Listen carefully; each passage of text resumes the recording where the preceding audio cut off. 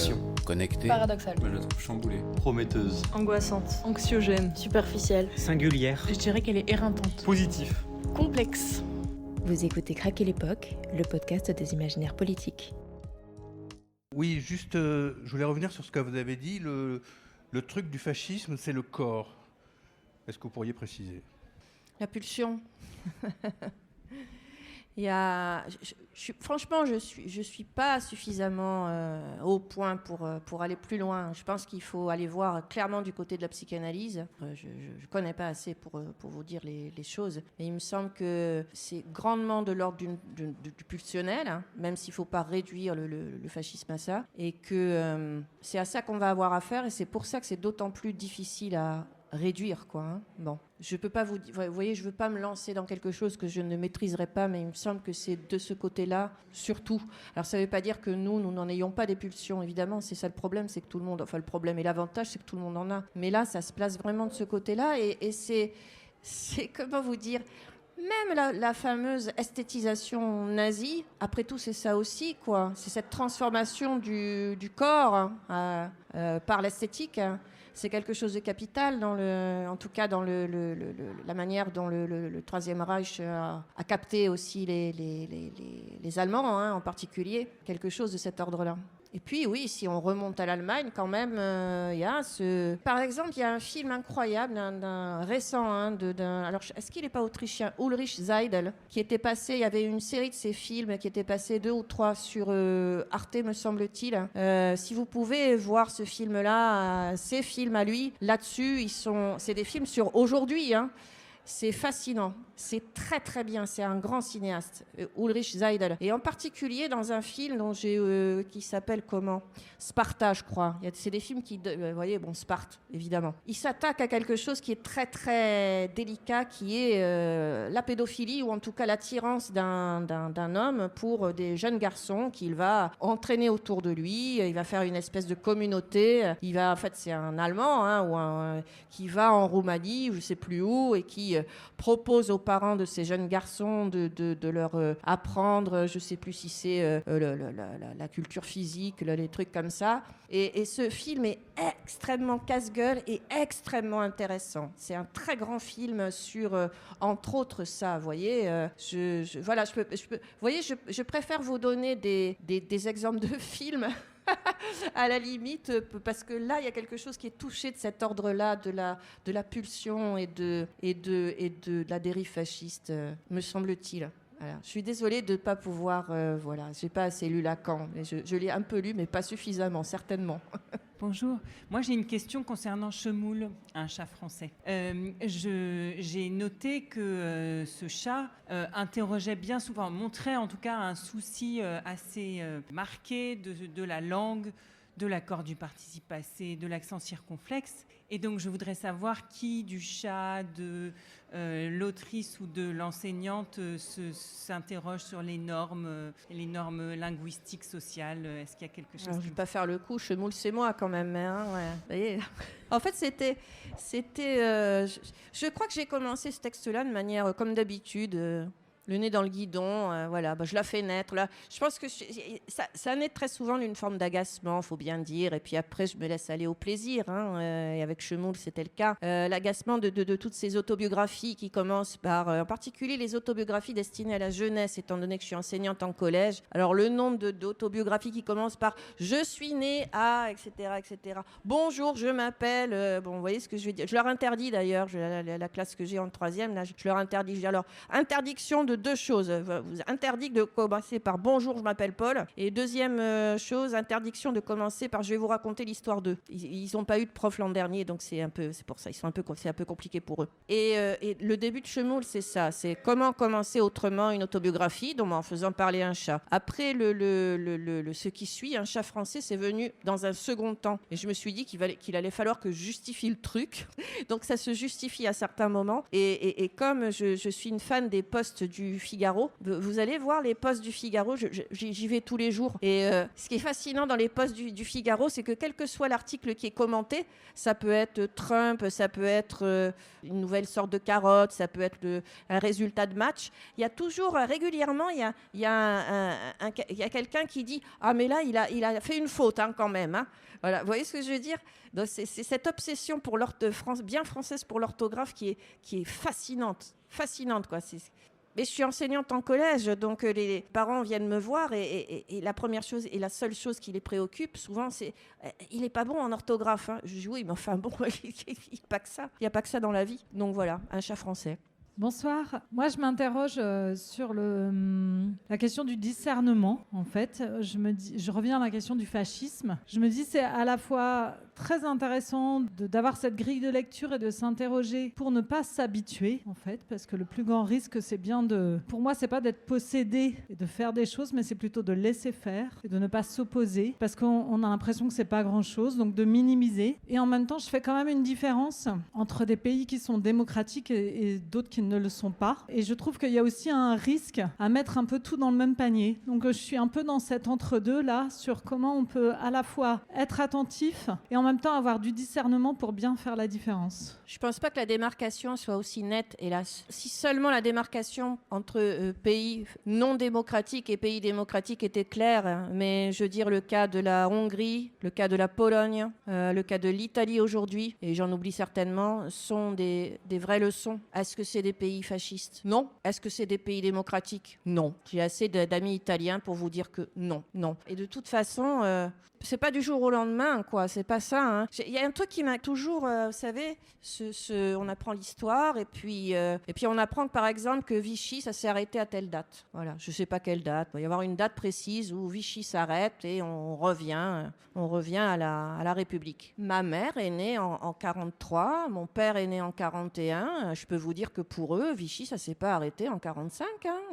L'ambiance de la société française, là, d'un coup, elle s'est pas réveillée en 45 en se disant « Ah, nous sommes de grands démocrates, féministes, etc. » Non, ce qui avait été comme ça instauré dans les imaginaires, dans les têtes, dans les consciences, dans les inconscients de la population française pendant toutes ces années, et sans doute même avant l'instauration officielle de Vichy, c'est resté. C'est resté. Dans le livre, là, à un moment, je fais allusion à une scène de Mad Men qui se passe comme ça aussi dans les années 50, me semble-t-il, au début des années 60. La rupture, elle est venue après.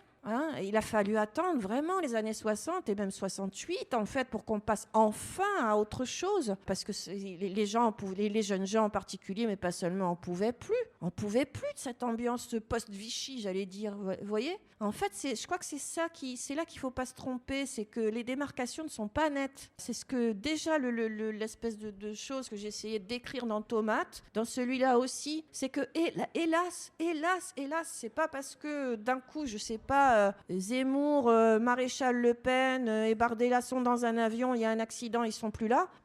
Non, parce que c'est là, c'est dans les têtes, c'est dans l'ambiance, c'est dans l'atmosphère. Il va falloir un gros travail pour en sortir tous. Il faut vraiment qu'il y ait une grande partie de la population qui en puisse plus pour qu'on sorte de ça, quoi. Et ça va pas se faire par un décret ou par un changement de personnel ou je sais pas quoi. C'est un gros travail. Le gros travail, tout le monde peut et doit le mener. Et j'espère que les artistes et évidemment les écrivains, tout le monde va faire sa part là-dedans.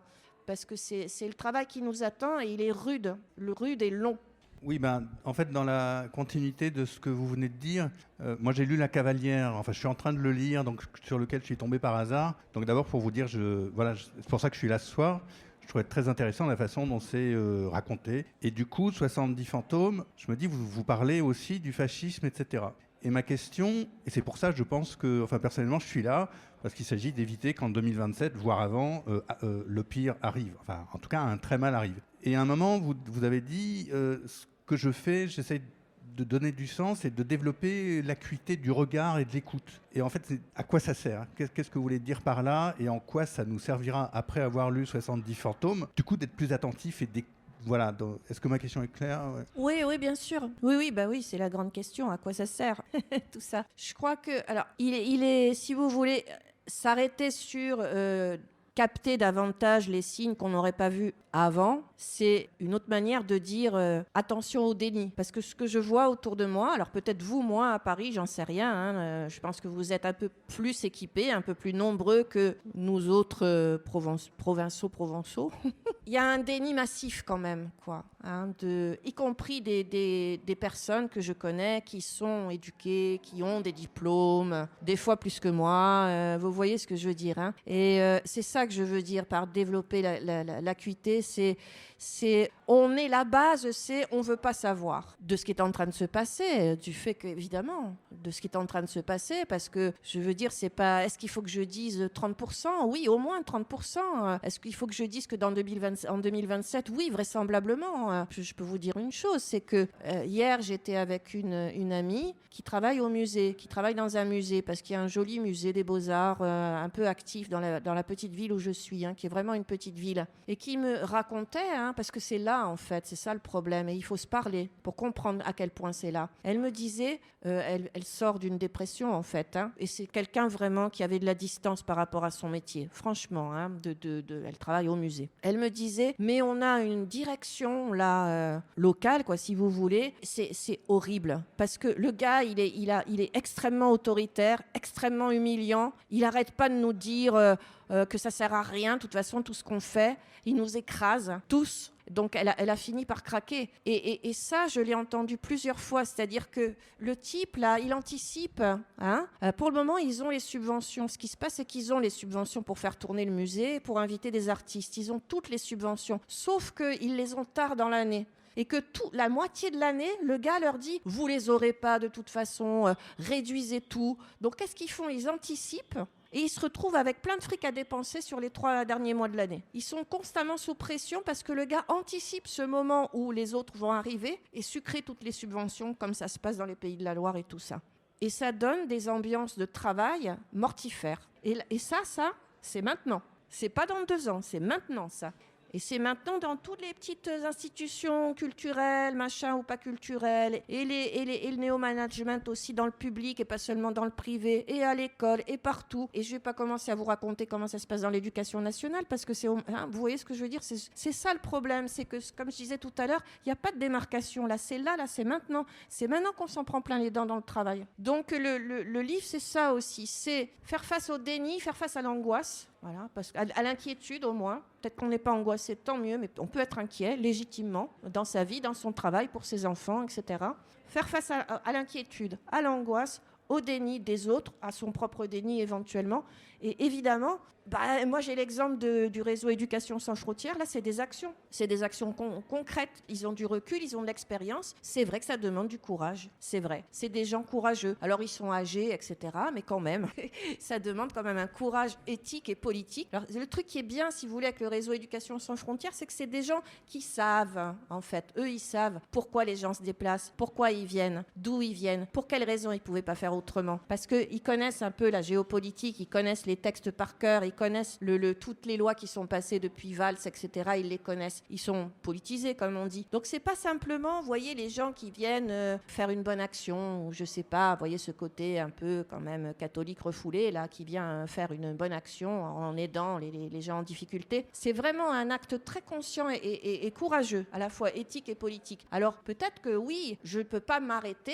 J'espère que le livre suggère, ou d'autres livres que j'ai écrits, ou d'autres paroles que j'ai pu dire suggèrent ça, c'est qu'il y a cette base de attention à notre propre déni, attention à notre inquiétude, à notre angoisse, et puis essayons de, quand c'est le moment venu, pas n'importe comment, de manière consciente, et avec le courage que j'ai, ou le peu de courage qu'on a, de faire quelque chose, quoi. Évidemment, ça doit, au mieux, ça doit ouvrir vers des actions qui permettent de ne pas se sentir complètement écrasé et complètement honteux, quoi, de rien pouvoir faire, quoi.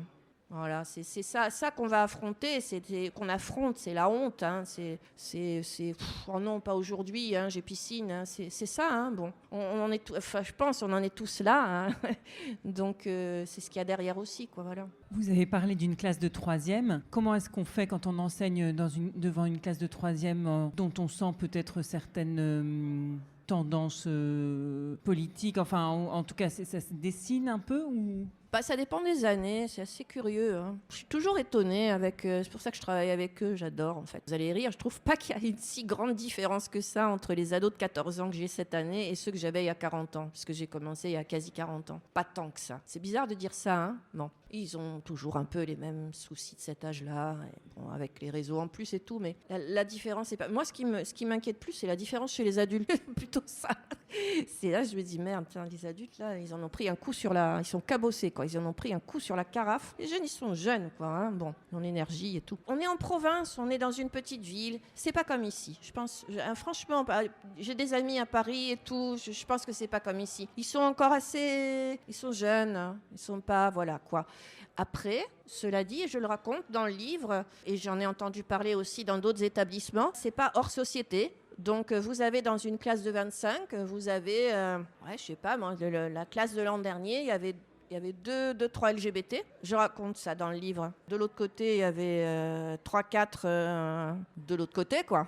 Et au milieu, voilà, tout le monde. C'est la société, hein, c'est une petite société. Et donc, ce que je raconte dans le livre, c'est que pour la première fois depuis que j'ai commencé le métier, à la fin de l'année, en juin, c'était la dissolution et tout. À la fin de l'année, en juin, j'ai appelé les deux là, qui étaient en train d'hésiter sur leurs orientations, qui s'aimaient. C'était un drôle de couple, hein. Vraiment étrange. J'en ai pas rencontré beaucoup des comme ça. Une fille qui était en train de devenir garçon, je crois, et un garçon. C'était vraiment un drôle de couple, qui s'aimait beaucoup et qui voulait pas se quitter, faire la même chose après. Enfin, j'ai rarement vu une histoire d'amour aussi profonde et à la fin de l'année, je leur ai dit, venez me voir un peu, là. Et je leur ai dit, vous savez, hein, c'est une ville quand même, vous baladez pas tout seul quand même le soir. Soyez pas tout seuls tous les deux. Soyez avec des amis. Faites attention à vous. Ils ont compris tout de suite. J'avais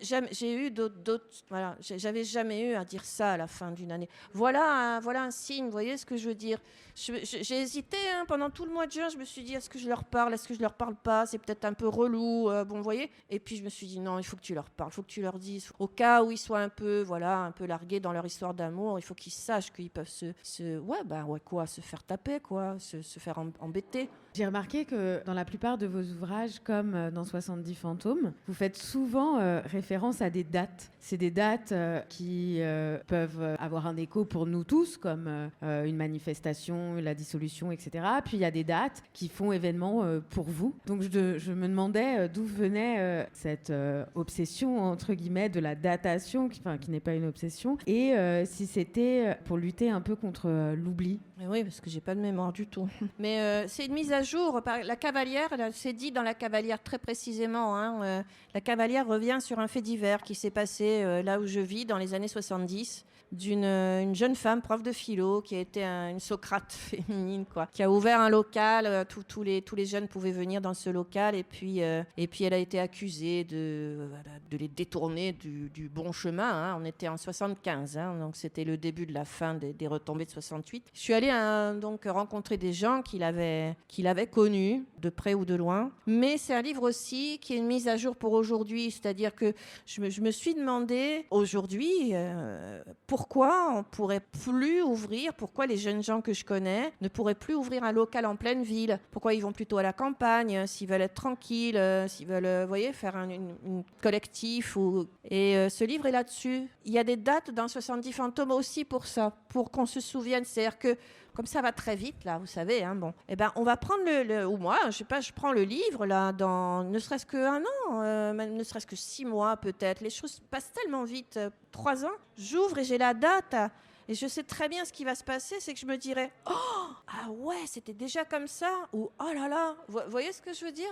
C'est vraiment un truc de dater, de prendre date. En ce sens-là, c'est un livre pour dans quelques années. Quand on pourra revenir sur l'ambiance de l'année 2025, 2024-2025, en gros, c'est un an, en se disant « Ah ouais, c'était comme ça, quoi ». Oh, alors là, dis donc, aujourd'hui, ça serait pas du tout pareil. Hein, vous voyez, c'est cette idée-là. Du coup, ça suscite une question, là, les derniers éléments. C'est comment vous travaillez? Parce que, bon, vous dites, ça s'est passé en 75, mais vous étiez déjà née ou... Oui. J'étais pas très âgée, mais... Comment vous travaillez? Ouais, comment je travaille? Ça dépend des livres, mais sur ce livre-là qui s'appelle La Cavalière, en fait, c'est un ami que... Moi, je suis née à Paris. J'ai vécu en banlieue, là, à Pierrefitte-sur-Seine, jusqu'à 22 ans. Et après, j'ai passé le CAPES et je suis baladée dans le Nord. En fait, j'ai fait plusieurs régions. Il y a 30 ans, je suis arrivée dans cette ville du Sud-Est. Je me suis fait des amis. Et j'ai un ami, très cher ami, qui a au moins 75 ans, je pense, qui a fait 68, en fait, qui a gardé le truc. Vous voyez, il y a tous ses potes sont là. Les potes, ils sont devenus un peu ronchons, un peu ah c'est bon. Hein. Et lui, il est toujours pareil, quoi. Il est génial. Il s'appelle Patrick. Il apparaît dans la Cavalière. Il est vivant. Mon Dieu, il est incroyable. Excentrique un peu, et gênant, et il fait chier tout le monde, mais il est génial. C'est un anthropologue du son. Et il me racontait cette histoire de Nelly Cavallero, parce que la Cavalière, c'est Nelly Cavallero. C'est une jeune prof très belle qui a fait tourner les têtes à l'époque dans cette petite ville. Et il me disait, tu devrais faire un livre sur cette fille, c'est vraiment intéressant et tout. Ça faisait des années qu'il me disait ça. Et puis au bout d'un moment, je me suis dit, parce que je m'intéressais de près à 68 et à ses suites. Je m'étais, excusez-moi, tapé tous les films fascinants de 68 jusqu'à 76. Toute cette période, si vous voulez, d'ouverture extrême, 68-69, et puis après, ça commence très très vite à redescendre quand même. L'ambiance est moins, comment dire, joyeuse. Ça m'intéressait beaucoup, beaucoup cette période-là, puisqu'on n'y était plus du tout. Et que lui me donnait un reflet de cette période-là, vous voyez, un reflet vivant, quelqu'un qui en a fait l'expérience et que je voyais très souvent. Et donc j'ai commencé une enquête tout simplement, comme je peux, parce que je suis ni sociologue ni anthropologue, donc un peu comme je peux. J'ai rencontré une demi-douzaine de personnes, des femmes, des hommes, qu'il avait rencontrés. Il y a un copain de Patrick qui avait gardé qui était vraiment très amoureux d'elle, je pense, qui avait gardé tout un dossier sur elle, le livre qu'elle lui avait donné, c'était un livre sur Vacher et Cravant, qui était, vous voyez, tout un truc. Et puis qui avait gardé aussi toutes les coupures de presse, parce que cette affaire avait fait les choux gras d'une partie de la presse nationale, la prof qui transgresse les trucs et qui subvertit les jeunes et tout. Bon, elle a gagné son procès parce qu'elle avait aussi un bon réseau, on va dire. Et à la fin, elle a pas été révoquée, elle a été suspendue. Il y avait différentes. Du coup, je me suis intéressée de fil en aiguille aussi à tous ces profs après 68 qui avaient été soit révoqués purement, soit suspendus sans salaire, soit suspendus avec salaire. Il y a eu toute une espèce d'éventail, de panoplie de sanctions qui ont été prises quand les profs étaient un peu trop libres et entendaient faire leurs cours d'une autre manière que la manière plus classique. J'ai rencontré Françoise, une autre enseignante qui avait été, elle, vraiment révoquée durement, qui avait dû travailler en usine parce qu'elle n'avait pas d'argent. Donc, c'était pas une établie du tout. Elle m'a bien précisé. Il y a un extrait de texte de lettres de cette femme qui était à Grenoble et qui a dû embaucher à l'usine parce qu'elle n'avait pas d'argent comme elle avait été révoquée. Elle enseignait au Stendhal, au lycée Stendhal à Grenoble, et les parents avaient fait ce qu'il fallait pour qu'elle soit virée, quoi. Donc voilà, c'est un livre qui parle de toute cette époque-là, vous voyez. Donc après, une sorte d'enquête. Bon. Et puis, surtout, en fait, ça ne reste pas sur cette époque-là. Il y a beaucoup de ponts qui sont faits avec les jeunes gens que je connais aujourd'hui et qui sont politisés et qui, voilà, les différences, en fait. Vous voyez ce que je veux dire? C'est un point de ça me donne une perspective pour essayer de penser aujourd'hui ce qu'il est possible de faire ou pas, quoi. Voilà. Je sais pas si j'ai répondu à votre question, mais ça part d'une enquête, et puis après, je voulais pas en rester aux documents et à l'enquête. Je voulais vraiment essayer de donner des billes pour aujourd'hui, quoi. Voilà. Merci à nouveau Nathalie Quintane d'avoir accepté notre invitation. Merci à vous d'avoir été présents. Voilà, merci beaucoup. Bonne soirée à toutes et tous. Craquer l'époque est un podcast produit par Radio Radio, en partenariat avec Collatéral, Les Champs Libres et l'Université de Rennes 2. Cet épisode a été enregistré en public à la Gaîté Lyrique et il est réalisé par Juliette Duclos-Valois et Alice Latouche. Rendez-vous la semaine prochaine avec un nouvel invité pour questionner l'époque dans laquelle nous nous trouvons.